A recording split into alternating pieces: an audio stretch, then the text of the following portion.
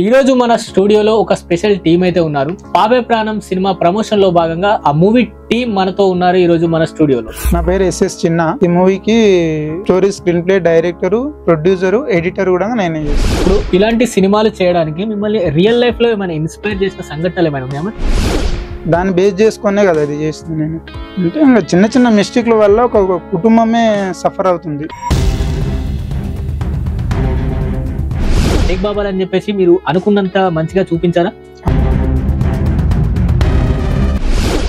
అది ఎలా ఉందో అంతకంటే ఇంకా బాగుంది. బాగుంది. మీరు చూసిన వాళ్ళు కూడా సాటిస్ఫైడ్ అవుతారు. ఇందులో చెప్పించాడు బాలీవుడ్ యాక్టర్ అండి. బాలీవుడ్ ఏం కాదండి, మంత్రాలకే భయపడతారు. అంటే మంత్రగత్తానంటే ఇంకా భయపడాల్సిందే మిమ్మల్ని చూసి.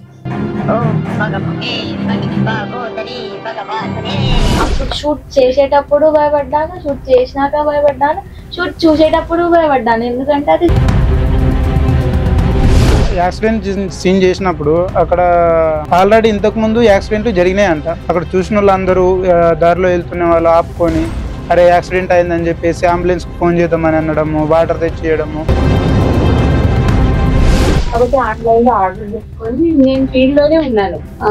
ఫుడ్ తీసుకొచ్చి బయట కూడా దిగలేదు, అట్లా పాడేసి లగేస్తాడు ఇక వెనక్కి చూడకుండా.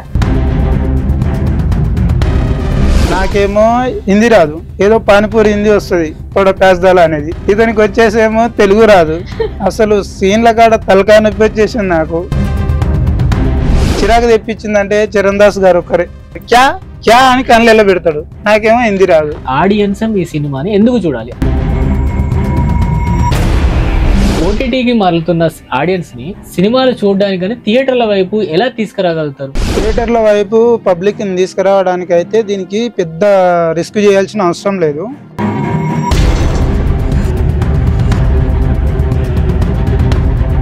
సో మీరు ఈ సినిమా ఆడితే బాగానే ఉంటుంది. ఒకవేళ ఆడకపోతే మీ పరిస్థితి?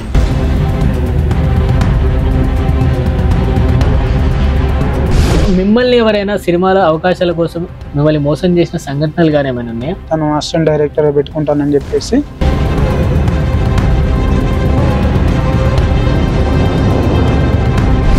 మనకు ఎవరు వచ్చి ఏం చేయరు, మనమే చేసుకోవాలని చెప్పేసి చెప్తుంటారు. నా ఇన్స్పిరేషన్ కూడా అతను చెప్పింది ఆయనతోటి ఓన్లీ ఫోన్ ఉంటేనే నేను సినిమా తీస్తా అని చెప్పేసి అంటాడు. అది ఎందుకు అలా తీస్తాడు? ఆయన తనకి ప్రొడ్యూసర్లు ఎలా వస్తారు? ఆ లాజిక్ పట్టుకుంటే ప్రతి ఒక్కరు డైరెక్టర్ కావచ్చు. మరి ఆర్జీవి తరహాలో ఏమైనా సినిమాలు తీసే ఆలోచన ఏమైనా ఉందా? మరి ఆర్జీవి ఫ్యాన్ అంటే ఆయన సినిమాలు తీయాలి కదా.